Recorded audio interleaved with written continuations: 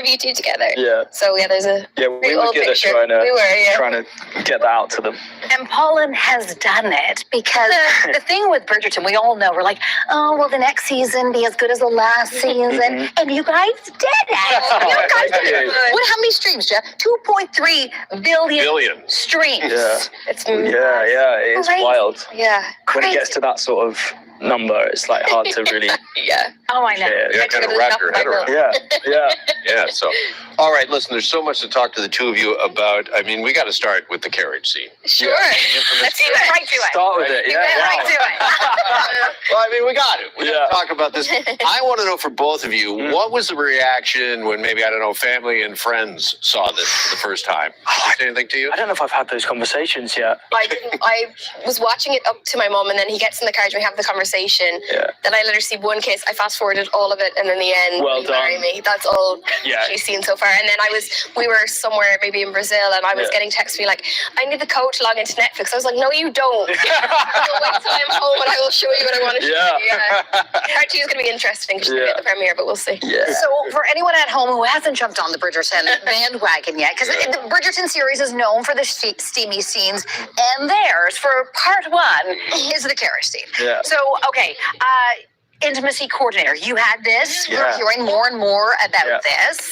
So we had Lizzie, who's been involved in the show since season 1, so it's nice to have like a familiar team, familiar face. Definitely. And we just all worked together. It was much like how we would treat a scene, like an acting scene, and Jess, our showrunner, who's beautifully written, this whole season, we got to collaborate with her on things that we felt were appropriate, and the same happened with the intimacy stuff. We kind of just like dived in. They give you such good preparation that you feel really in control when the time comes. But it was quite funny when we filmed that scene. We were quite enclosed in the carriage, and we didn't hear the director say cut. And it felt like it was going on forever. We were like, why is this? Why are they leaving us for so long? I was like, is it the edit? Do they need lots of kissing and stuff and whatever? But it is actually longer in the show. It is, so maybe they used part of that. They put in the stuff. But then Andrew burst the door and was like, stop! We're shouting for 10 minutes. All right, any more about the carriage scene? Or I know, I got that's, but get ready for part 2. Yeah, there's plenty more. Part 2. All right, Luke, want to ask you about the, I guess, somewhat famous Bridgerton Bros group that goes on from season 1. Is that still alive and well? Oh, yeah, absolutely. It's kind of really nice now because obviously we spent so much time together shooting season 1 and 2. And then, as what this show does for everyone is people get to go off and do amazing things afterwards as well. So, Johnny's traveling the world doing different bits and bobs, and Luke was doing a play in town recently, so we get to like stay in touch, and they're really supportive of. What's that? Is Will Tilson in it? No, he's not yet. He needs to graduate. He needs his like moment into adulthood. Okay, he's a grown up now though, sure. Yeah, he is actually as of now. So next season, Will, you'll be getting the invite. There you go. You heard it here first. Now, I didn't know that you originally auditioned for the role of Simon. Yes, I think in the breakdown there was only a few parts that were going out, and it was really scaled back. It was just like one scene that you were allowed to look at. So I think everyone kind of auditioned for different. Did you? No, I only auditioned for Penelope. Yeah. Okay. I've seen it in the press that I auditioned for Eloise, but no, it was only Penelope. I must have seen that. I think Claudia auditioned for Penelope. Yeah. But I only ever auditioned for Pen. Yeah. Okay. Wild. How it all figures out. Yeah. Speaking of auditioning for roles, I mean, this show is so loved by all of us here in Canada. The Canadian fan base just loves Bridgerton. And we were kind of thinking to ourselves, if you were ever to bring a Canadian character onto the show, which Canadian would you like to see cast or play There's a role? only one. You mean Gosling? Like, it's Gosling. It's gotta be my boy, Ryan. My boy. I've met him 3 times.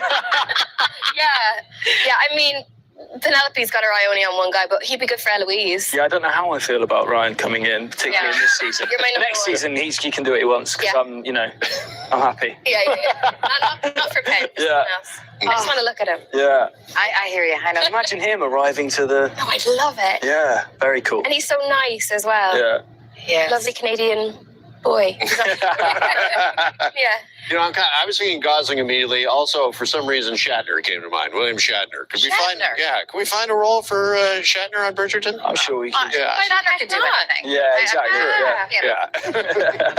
Yeah. Well, more of these two coming up on part 2 of Bridgerton, which we've all been waiting for after part 1. It hits Netflix on June 13th. Thank you so much. Thank you so much. Thank you. Thanks for having us. Nicola, Coughlan, and Luke Newton, who are here today. Welcome to Breakfast Television. Wow.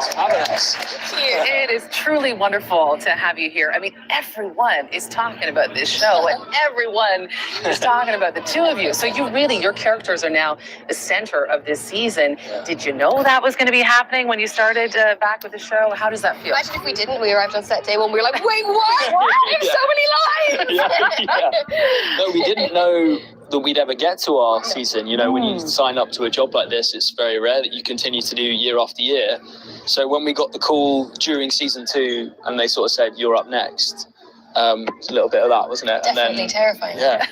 The hearts are beating. Yeah, for Well, sure. I mean, the hearts are beating for you too, everywhere. People are shipping it nonstop. I mean, how does it feel like, you're part of this very successful show, but now there's so many eyes on you two off camera as well. That's got to be a different experience as you navigate the world in terms of your personal lives. How does that feel like?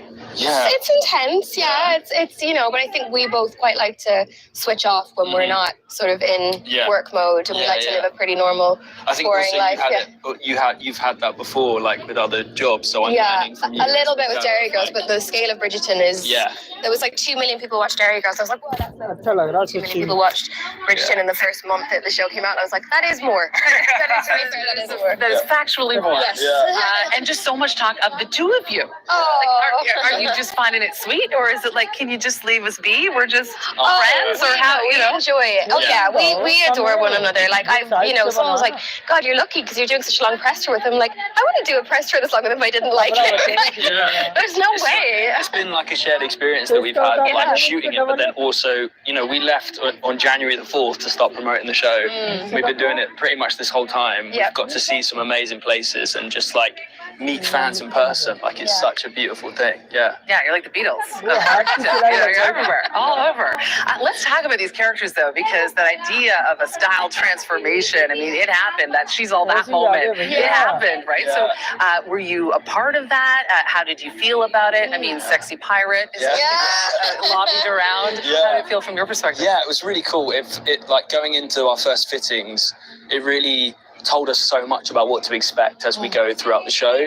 And like, the costume department wanted to create like a Colin's wardrobe that I could dip in and out to throughout the whole season. And yeah, it just really, I mean, look at this new get up. I love it. I mean, Very, That's sleeve. That's sleeve. Yeah.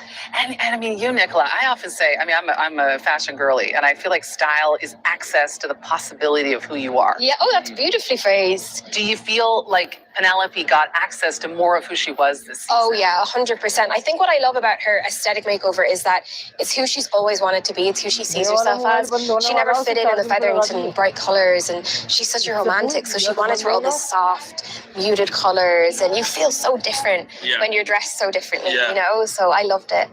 And so many people, I shared that you're both coming on the show, and I mean the outpouring of Canadian love for both of you is really visceral. That's so and so many gorgeous. people are seeing themselves in you. Do you take strength in that? I mean, this business can be tough, for the fans and really seeing themselves in your characters in a way on screen that they haven't felt seen before. Did that play a role in how you just take up space in the world? I don't know if it did. I think always my focus is just doing a really good job at the work, and then everything else you can't control. So you just kind of have to go with it. And I think we were lucky that we were such a team in this, and we had each other. So we really loved the show and wanted to do a good job. So if you put your all into that, because people will take whatever out of it, like someone once said to me, like, oh, it's really sad that she's, given up the Featherington colors that she loved. I was like, no, she never loved that. People will always take whatever they're going to take, but you just got to do your best. Yeah, this is a team effort. This is a For duo, kind of on and off, which I love. It's morning television, but the carriage scene. I mean, I don't even know what to say. I just want to say the carriage scene in front of your faces because I'm still getting over it myself. Oh. That was some good work. Thank you. Go like this. I'm just gonna go like this. Yeah. We appreciate it. Any statement on that? I didn't really get a sense of what the reaction was going to be like. I mean, like, we'd had conversations about it before, but it's really, it's kind of blown us away. But also, there's so much more to come in part 2. So much more. And we really get into it, and other characters and other storylines. Like, there's just so much more. We just saw the trailer for part 2. It's just dropped. Yeah. It's so good. Because part 2 is really exciting. Yeah. It amps up so. Obviously, we start at such a dramatic place. So, I know. We're going to do no spoilers. Don't worry. Yeah. PC viewers watching right now. But speaking of part 2, it does drop June 13th on Netflix. Yes. Any tease? I mean, if you're saying it's hotter than the carriage scene, I might need some assistance A while lot watching less this clothes show. in part 2. Less clothes in part 2. Yeah. Okay. More, so there are More a few intimate. encounters that are similar to the carriage, I would little say. Maybe we turn the dial up a little bit on that, I think. Yeah. Well, I mean, set match. The champagne has been smashed on the ship, so we're good to go. Yeah, exactly. Yeah. Well, thank you both so much for being here this morning. Of course. Truly, it's a great show, and Thank you two are you. fabulous in it. And again, keep taking up space the way you are because you're changing the game. Oh, thank I, you for very one, much. You know, as a fan. They are damn good. So good. I think I'm going to get some to bring home. Yeah. Hello, I'm Luke, And I'm Nicola. and we are taking a snack break on our Bridgerton tour. Let's talk about crisps in general. Well, we're in Canada, so it's chips. What's your favourite flavour? Oh, that's a big question. I love like a corn snack. So there's ones called Burger Bites that are corn, and they were really, really good. Okay. Love a potato crisp sandwich, nice. Salt and vinegar. Yeah. What about you? I like a prawn cocktail. Yeah, classic. I like skips. They're prawn Love cocktail as skips. well. Yeah. It melts in your mouth. Yeah. I don't know. I could probably chow down on any sort of chips and dip. Anyway, Yeah. I'm getting hungry. Wow. Really? Okay, great. They do smell very ketchupy. Oh, they smell good though. They kind of smell a bit prawn cocktail-y.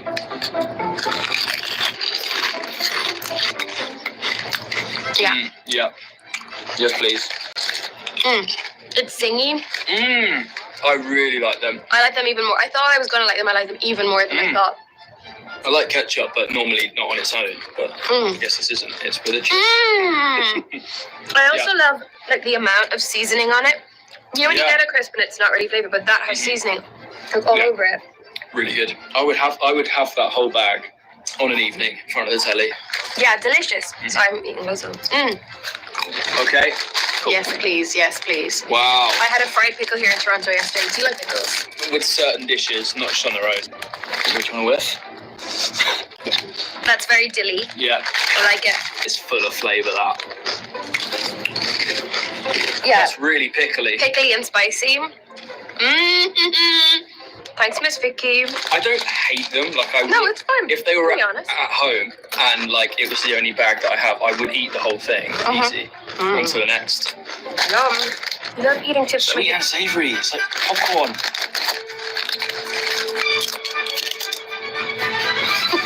What flavour is it meant to be? It's a little barbecue-y, maybe. Just a little bit. Pepper. Oh, you got pepper, onion, and vinegar. Okay. Yeah, I like that. Or do you like it? Yeah, it's like a mix. It's got. It took me a minute for my taste buds to reset, but I like that. They're It good, does have a hint of barbecue, but also. but like a little milder get than the barbecue. vinegary- It's like having salt and vinegar mixed with something else. Mm. Okay. That was cool. You knew it was as well. Okay. This kind of looks like a. We have one in Ireland called chipsticks. Right. It's similar to that. But the design is given like carpentry. Should I say that? I'm sure I'm going to love them. Pretty plain. Yeah. They're nice. I'm not like Nice. blown away. The thing is, you could just smash them in. Yeah, of course you could.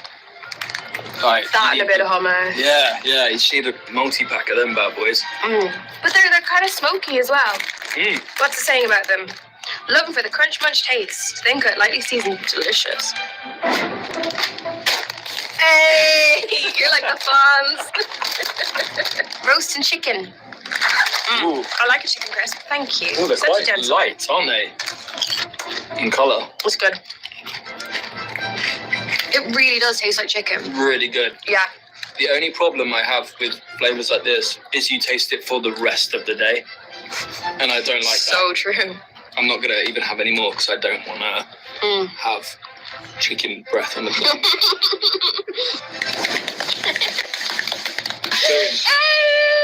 Didn't expect it. Didn't expect ketchup. Although now I really want another ketchup. Go on. Thank you.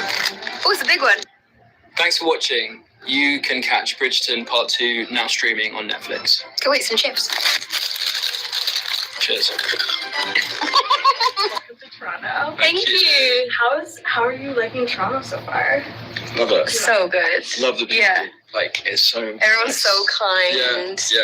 Everyone's so sweet. Like, even like sound guys are like, here's your microphone. Thank you so much Yeah. for putting it on. You're like, that's fine. I'm not even doing anything good. Yeah. Like, yeah, it's lovely. Oh my gosh, you said that you tried a certain food yesterday. Oh, yeah, I did. We had finished our morning press, and I was like, bring me to get poutine.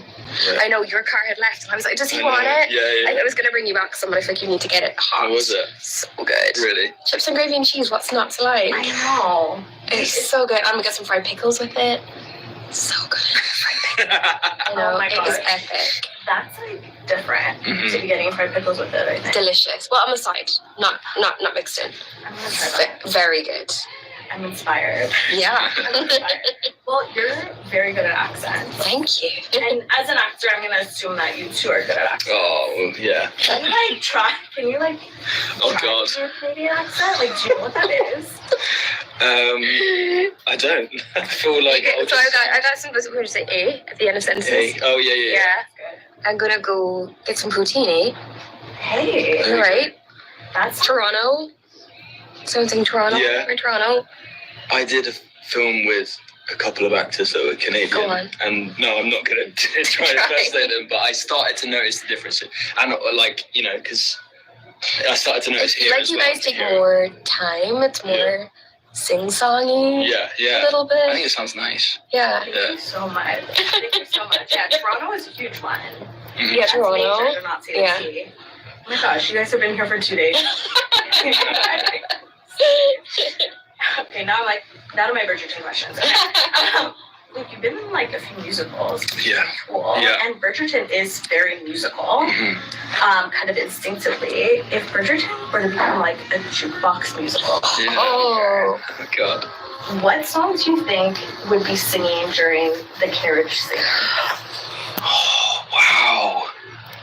It needs to be like a real declaration of love, doesn't it? Yeah. But then into some sort of rock ballad for the steamy stuff. I can't think of what artist it would be. Maybe it's really difficult. It would have to be kind of like Moulin Rouge, where it flows in different styles. Elephant Love Melody Yeah. vibes. Yeah, I love because that for me that scene is it's just the epitome of the show. It has so many themes running through it, so it can't be one song. It'd have to be like a mega mix. Yeah, like a truly Mega mix. mashup. Like ABBA mega mix, whatever it is, and it's Yeah. My vote is for ludicrous, My Chick Bad. Love that. right. I saw loads of TikToks of Pen After the Carriage being I've been an SD girl. Yeah. Kill me. Yeah. So funny. That'd be the one. Yeah. Speaking of, what song would you love to hear Bridgerton-fied? With the strings.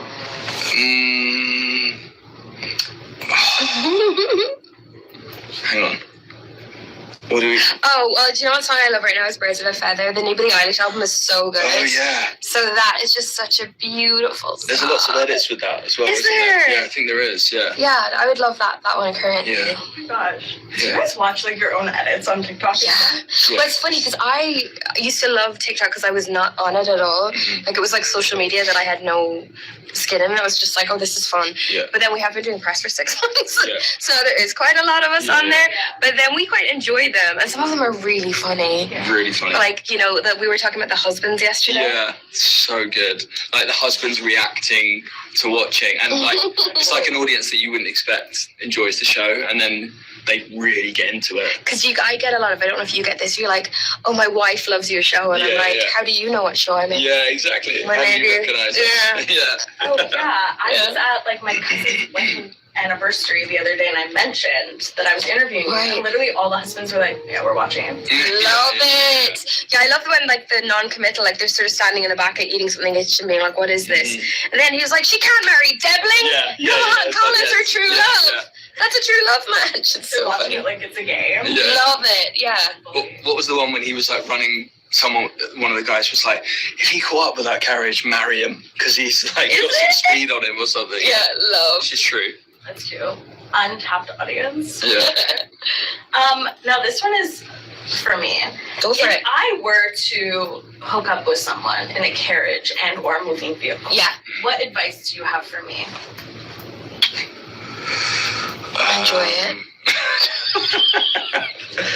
Because the thing is, like, actually riding in a carriage, like the carriage that we were in was on a soundstage, and there was no horses, so we were just being like jiggled back and forth. It's just like a load of guys. Just... dudes outside being like not listening to what's going on in there. But if you ride in an actual carriage with a horse over cobblestones, you are literally So doing uncomfortable. this. It's so uncomfortable. Yeah. So I would say not a horse-drawn carriage, but you know, you could do the Beyonce with the limo and the. Yeah. Okay. Yeah, put up the partition. That's my First step, acquire limo. yes. Yeah. This is it. Second step, enjoy it. Enjoy it. Okay, in the world of Bridgerton, people don't always marry a love match. So they have to deal with some icks when they're in the recording process. Do you have any dating icks? Like mine, for example, is like if they mention like an ex on a date, if they don't know who like Trisha Paytas is, I go ick. You had a good one the other day. Well, it wasn't your ick, but it was about the. Oh yeah, I'd seen that there's an ick that people have that is like guys doing their shoelaces up on the street, and I've realised that many times recently I've had to do my shoes up, and every time I bend down and go, this is an ick, and I don't know if it actually. I don't know. But it was one. So Rosa Hesmontag, who plays Ray in the show, has my favorite ick. Oh, what was it? So funny. On set, we would I like find watch them- an irrational ick, like Yeah. something that other people They're can't. so funny. Yeah. So her one was when someone's trying to catch a ball, like a small tennis ball, and they keep getting going. further away, and they Yeah. can't catch it. That's amazing. It's so good. I mean, It's disgusting. It's so neat. right? Yeah. You're like a rugby ball when it's like bouncing different. But I feel like I give directions. myself the ick more. Yeah. Like if you fall over in front of someone, that's really ick. Yeah. Or like just like simply like carrying an umbrella. Ick. Really? No. Carrying an umbrella. Yeah. No. I have to walk with an umbrella. I go, ew. Oh Yeah. no, it's fine. But I think when we were in New York recently, it was like kind of raining, and my mum was there, and she took an umbrella, and then it wasn't raining, so I was like, well, I'll take it. So I was carrying an He umbrella was in walking nice in. weather, but it was for my mum, so I don't know. No, that's sweet. Lets Does me that off. negate the ick? Oh, that totally negates it. Oh, there we go. Okay, We're thank good. you. As long as my mum's there and I'm telling everyone, this is for her. Gentlemen. Yeah. Okay, Lady Whistledown is kind of like the OG gossip girl. Indeed. Right? Yeah. Very good at collecting secrets and then very publicly broadcasting them. So taking inspiration from that messy bitch, can you both start like a fun rumor about each other? Oh. Can we start one? I used to do this with Louisa Harland, who I was in Dairy Girls with. I tried to start a room about her with her consent that she used to be on this. She tried to get on this Irish reality TV show called Fade Street. So that one I quite like. But what about you? That you keep asking to sing in every episode.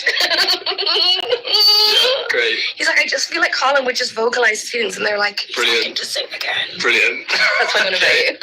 What can I have for you? It seems like kind of believable. It's not at all. She's not taking that from truth, I assure you. He's always like, Penelope, my love. They're like, Luke, what are you doing? Stop it. Please. Cut the mic.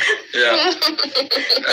God, I don't know. What am I going to make for you? Like red M&Ms, something like that. Oh, yeah. That's kind of a boring Mm. one, though. Everyone does red M&Ms. No, I'm gonna just leave it with yours because it was too good. Yeah, and then I was like, I want this for him. He is my on-screen partner, and if he doesn't get to sing, I'm not showing up. So we're in it together. Demanding the director. Yeah. Let him sing. Yeah. Let his voice go free. Well, it's like there are episodes. There's like Grey's Anatomy, Buffy the Vampire Slayer. Like they all have like an episode where they randomly start singing. Yeah, I know. Season 4, I feel like there's opportunity for you to sing. I'm putting it out there. I would like for you to sing. I feel like Colin sung when he was a young man in season 1.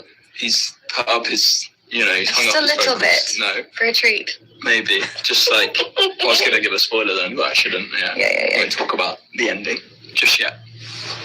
Sorry.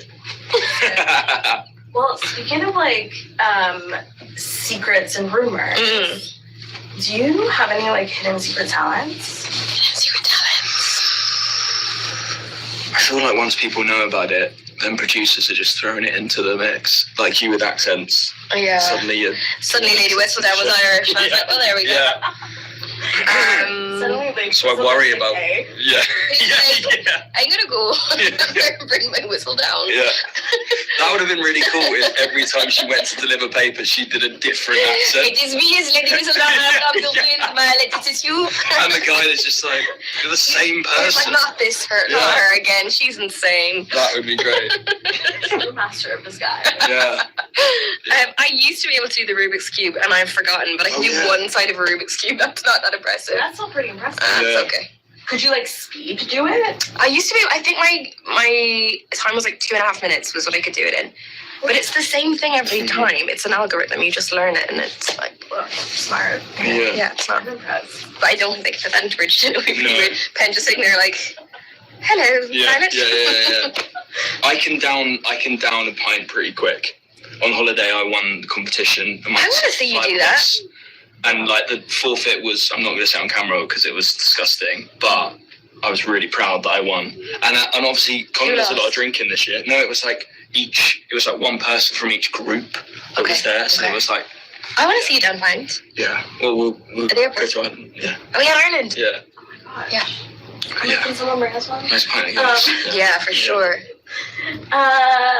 We talked about this a little bit before the interview. I know you're a Housewives fan. Absolutely, And we I are. know that you shared Lady Whistledown's Housewives tagline already on Watch What Happens Live. Do you have a separate one for Penelope? And also, what would Colin's have? Oh, for Penelope.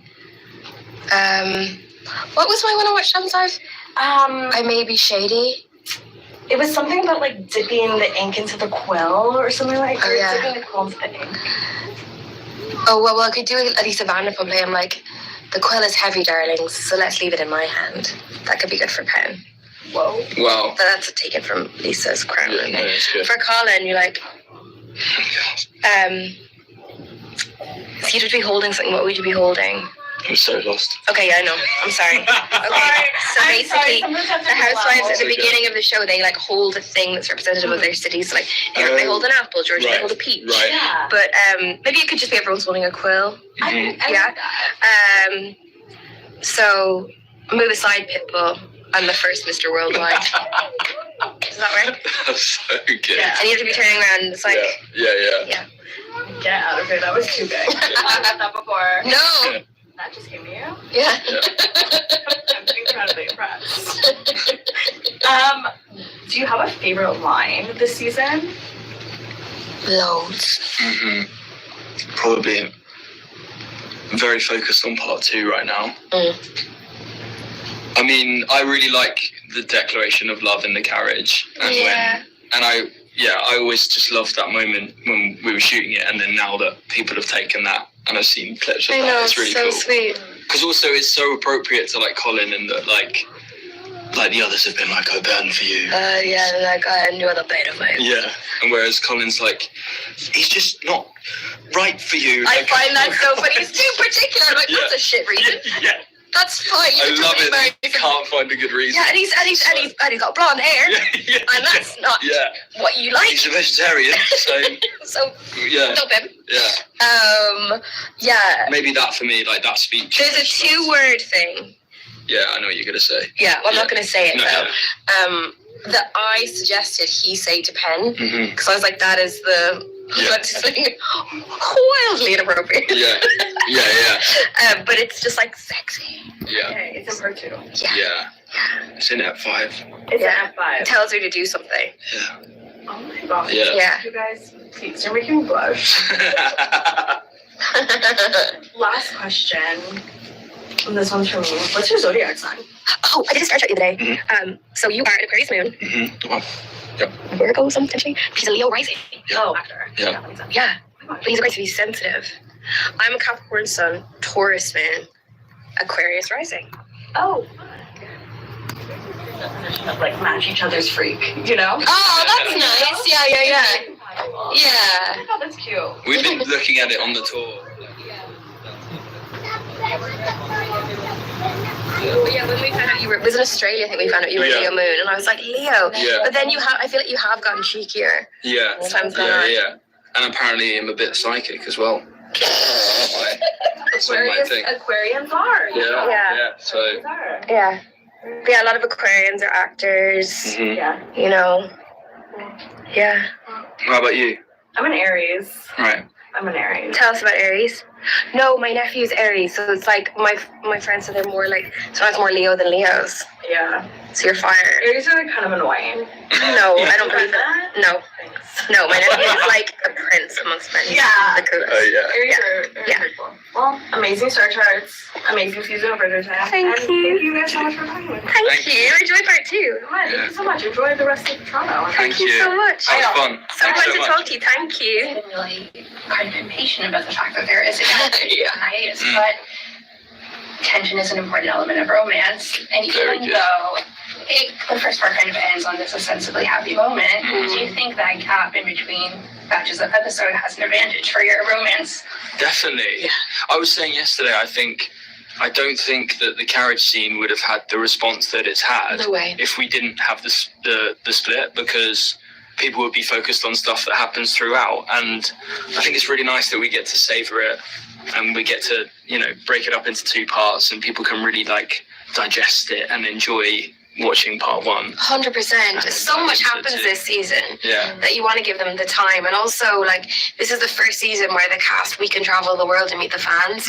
We've never been able to do that before. Yeah. So not just us, I don't want to say where everyone else is going. No, There'll be people other places. Yeah. But yeah, that's been amazing. Yeah. And it's just been lovely. And also the anticipation of the second half, because selfishly as an actor, we filmed this show for 8 months. We do months of prep before and months of press afterwards. And when it gets all taken up in one day, you're like, oh god. And people watch it in 8 hours and then it's done. Yeah, and then I kind of want season 4, and you're like, Yeah, no, we worked so hard on that. You submitted. Please support and like, subscribe, please. Like, share, and subscribe, please. Yeah. Obviously, these are both characters you know very well, and they're characters the fans know. Please support him. Storyline this season. What's the advantage of that going into making this? Oh, excuse me. I think what's amazing is that we've gotten to play them for a couple of years, so we've gotten to grow with them and play different iterations of them, which as an actor is really satisfying because it's a different challenge every time. I think it's both a help and a hindrance that they're so beloved, because you feel the pressure that you really want to do a really good job for the fans, and we definitely had that in our minds. But at the same time, I think then both of us, we took it in, but then when you get to set, you kind of have to let everything go and just your job is just to focus on the script for that day and that story and the moment for the character, because that's when you're going to deliver the best of what you can do. You're never going to make everyone happy, because also a book adaptation, people have had that in their minds for a long time, but I think hopefully the fans know we went into with love and care for the story and the characters and did the best we could do. How does it feel now on the other side? Now you've done 2 seasons of building up, okay, we're going to eventually take center stage for the season, and now you've wrapped the season. What's the come down of that? It feels like we're still on the up of it, to be honest, because of the release. And that's what's nice again about the split release, is that we still get to continue this journey of going through it, and day to day I'm still coming to terms with the response of it, and it's we have lived through different experiences. Filming it feels very private, and it feels like it's just Very our intimate. ensemble, this cast, love each other so much, and we get to just get in the studio and dive into it, and then we go into like the edit, and then we get to do little bits of ADR, and we get to see bits, and that's really exciting. And then the journey of like promoting it and starting to get to see some of it ourselves. So we're still kind of ticking off those journeys. So yeah, I don't know about the come down yet. Yeah, Dread it. that's to come. Both Colin and Penelope have kind of a transformation this season. I think the story is as much about romantic love as it is about finding love for yourself. Totally. How does that play into their relationship and their character growth? I think it's really important for them, and kind of one of the themes that we showcase this season is that there's an element of them, you know, they're both stepping into adulthood, and that's like the first time that we've seen that within this show. Like previously the leads, I mean, Daphne was young, but she was very mature. Yeah. Eldest girl vibes. Yeah.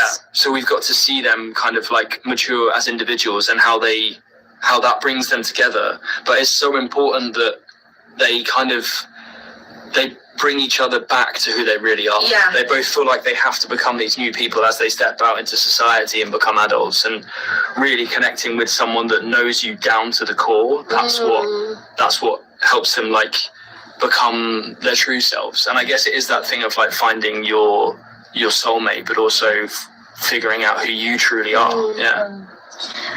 So now is why in this moment of time for these characters is the right time? I mean, in terms of why they fell in love at this time, I think it's many different reasons. I think they are such a case of right person, wrong time in the first two seasons, and that they obviously had this connection, but they were so young and not ready to go there. And also Penelope didn't see him as a real person. I'm sure she had love for him, but it's not what they have when they finally fall in love, because true love has to be reciprocated, you know. It's when you can see someone, warts and all, and still love them. And she knows he's not perfect now, but the love is richer and deeper and more meaningful because of that. And also, she, you know, I don't think if you're keeping a huge secret like she is, that, you know, Eloise says it to her very bluntly. She said he can't truly love you if he doesn't know like everything about you. And she knows that's true.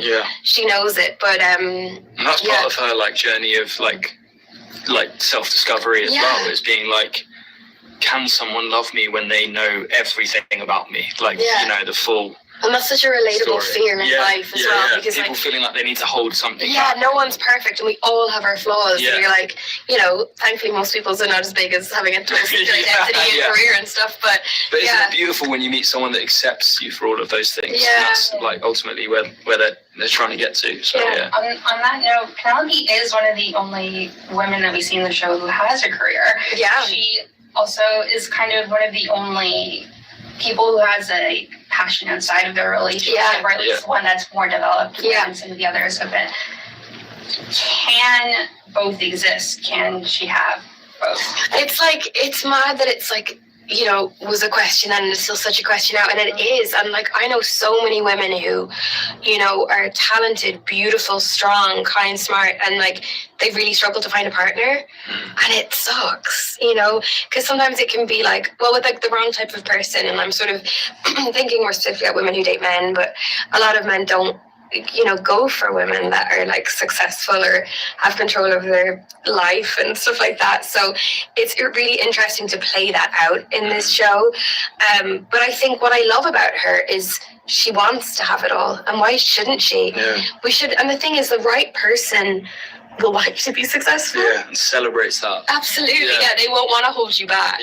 So like, but I think a lot of women especially will really relate to that struggle she has of wanting to have both.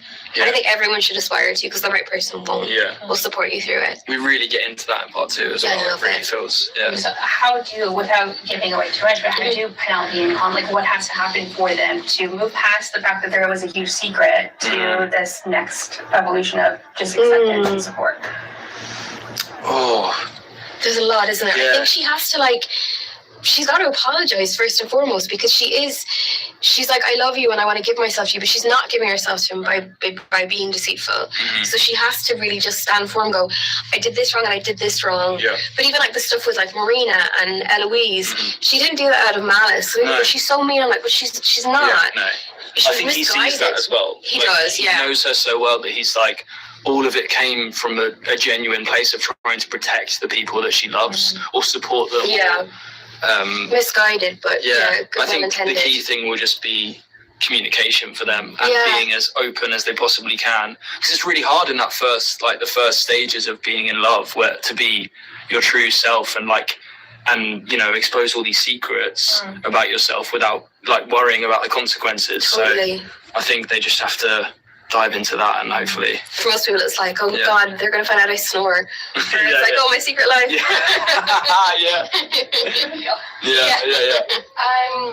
We get into a little bit in the first, I think, episode 5, where Penelope's starting to realize she needs to take accountability and also rethink about how she approaches the Lady Elizabeth in terms of empowering other voices. Yeah. What does that look like for her? Oh gosh.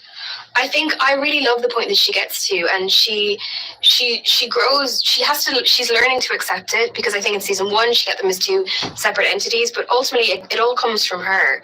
So she's starting to realize that, but also starting to take ownership of it and ownership of the things she did wrong, but also taking in the power of it and being, emboldened by it and strengthened by it. But I think, she's on a real journey with it. And also, I love the points at which you realize she's proud of it, and that she has such a voice in that and everything. But it's a thing that I love that you get to see it happen in real time with her. Throughout this season, there's so much growth in both these characters. In every episode, they're learning and adapting and changing. They're in such a different position in episode 1 to episode 8. Yeah, and we get to go through that with the whole them. thing. Yeah. Hey guys, sorry if we could just pause really quick, please. Sorry, thank you. No worries. Just a little. Thank you. There we go. Thank you. At this point, so obviously we know Penelope is hiding a huge part of herself. Do you think Colin has fully given himself over to her at this point? I think we get there. I think it's it's really difficult, because the things that Penelope's secrets are kind of really at the surface, and the audience is really aware of it. Whereas Colin's kind of it's all internal and it's all going on inside. And there are parts of him that he doesn't want to be completely honest about, the way that he feels, particularly about sort of the earlier events of part 2, things that he discovers and the journey that they go through together. But I do think that we get there towards the end. I mean, we recently watched a scene that's is it in the last 2? It's the last one. Yeah, and it's a scene where they kind of both. It's a revelation moment for both of them, where they kind of just realize, everything sort of has worked out, and they can see clearly for the first time, and they are able to be completely honest. And there's so much love between them that there's no consequences. I think it's a lot of what he hides for is his insecurities. Yeah. Because you think he's this handsome guy, he's in this powerful families, all of this, but he struggles to find his place in the world. Yeah. And he's got you said it before, a little bit of a hero complex. He wants to solve everything. Yeah. But she actually doesn't need that from him, because she loves him for who he is at his core. Yeah. If the Dare Girls lived in the world of Bridgerton, yes, who would they be crushing on? Who would they be crushing on? Oh, okay, Claire would be crushing on who? It's weird to say Eloise. Is it weird? But she's separate from Penelope. Yeah, exactly. Yeah. It's Eloise, because she reads a lot of books and she's strong and cool. And Yeah, that's a good one. Yeah. James. Didn't you say, you said there was someone that we were asked who would be cool to put into the world? Oh, Aunt Sarah. Yeah. Kathy Keir Clark. Iconic. Yeah, I love She'd that. be a wonderful mama. Yeah, coming into society. Good. We need to make that happen. Yeah. Well, thank you guys so much. Thank you. Enjoy the rest of your day. Thank you so much. So nice to meet you. Nice to meet you. Have a good one. Through so much together. Thinking back, meeting in 2019, not knowing what the show was, it becoming this global sensation, and then realizing it was going to get to our season and even sooner than we thought. Yeah. It's been such a journey, and it's amazing that we've had each other on it. When you find them in the second half, they're engaged and they're like falling in love openly with one another. So there's just like a beautiful sense of closeness and intimacy, and I was going to say they're being completely honest with one another, aside from the Whistledown stuff. Everything else they're being they're just, and it's just seeing two people fall in love is like the most beautiful thing. And it was nice to play those moments of like joy as well, because they'd, you know, even throughout the previous seasons and in part one, like they're both quite tortured in their own ways. They're going through a lot. So to have like a moment of like relief of being like just playing, just like happy was really so fun. satisfying. You just feel quite calm and happy at the end of the day. You're like, oh yeah, that is fun to do. Yeah. You know, I guess we'll continue to explore like a new love story, and that's like the best thing about this show is that each season focuses on a different romantic pair. 100%. And each time it's a different trope, and we get to explore that, and it's really nice when we get to see those moments being set up in previous seasons as well. Definitely.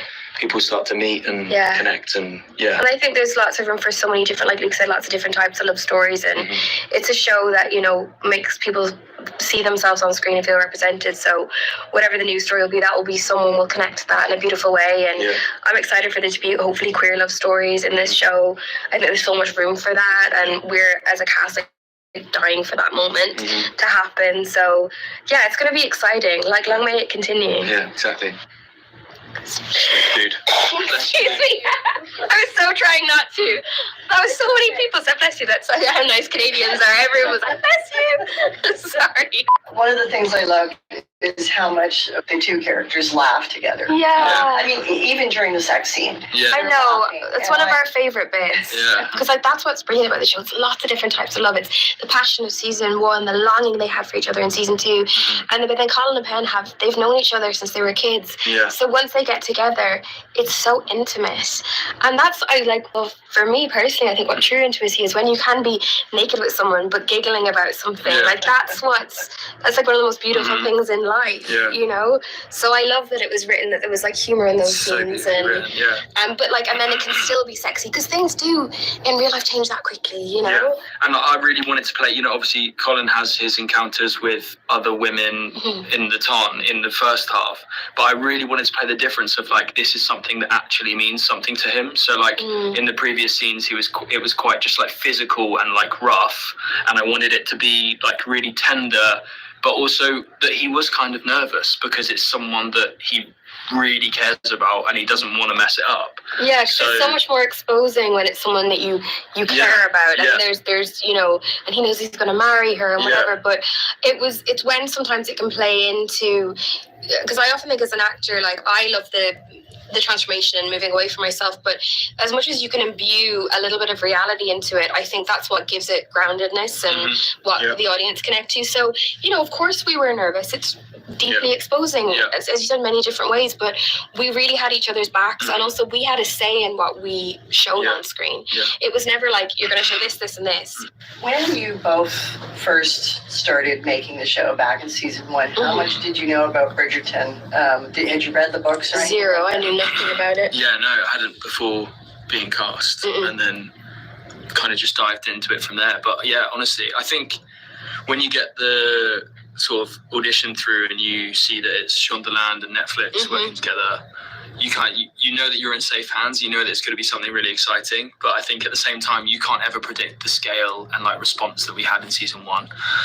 It really was mind blowing. So yeah, it was kind of nice to dive into that immediately as soon as we were cast, and you were cast earlier on, and then I was the first actor cast in the show, and I remember that because I was the first person they fit, and it was literally like you go into a production office and it's all the cast pictures on the wall, and mine was there on my own, and then the second one was Claudia, and then I was just like, I just wanted to know who Colin was, because I was like, if we get to that, because I read Colin and Penn's book first, but I was like, if we get to that, I want to know who I'm dealing with. I think he's great. Clearly you two get along. Yeah. I'm sure are friends. So you had an idea early on that at some point there was going to be potentially. Yeah. Because you have no idea. It's so hard to tell people how much you don't know what you're making, especially a show like this, which is such a big cast with so many stories. Like for season 1, we didn't see what Phoebe and Reggae were shooting until we watched the show. They didn't see what we were shooting. We didn't know how it was going to be put together, and we shot we overshot for season 1, so a lot of things didn't make it in, and because they were piecing it together, we didn't know we'd have like modern, string music, all of that stuff. So yeah, we didn't know we'd get to ours, but then the response was insane, and then to be commissioned for 4 seasons after the first one, that's unprecedented. It was unbelievable. So, but then we knew what we were booked for, so we were like, oh, it will get to us. But that was quite wild. I was thinking this is definitely going to happen to us at some point. Yeah, we've gone through different phases of like it being slightly overwhelming. Being told that we were doing 4 and assuming that we were the 4th, and then getting the call and being like, we're bringing your story earlier and you're 3. So yeah, it was time to get ready for it. And just like, So how do you get ready for something like that when you know that you're going to be so front and center of the plot? Yeah. Many different ways. We took it really seriously. Yeah. We felt like we were really in it together, and that we completely committed. Yeah. And you kind of sacrifice like any sort of normality outside. You don't have much of a life outside. Friends or family, but then we've both had a moment where we've watched it back and been like, it was so worth it because we just gave everything, and the proof is there. Definitely, I feel exactly the same. Like, I think there was a lot of like boring practical things. Like we both like made sure we were going to the gym a lot, so we had energy. We were like eating really healthy, going to bed early.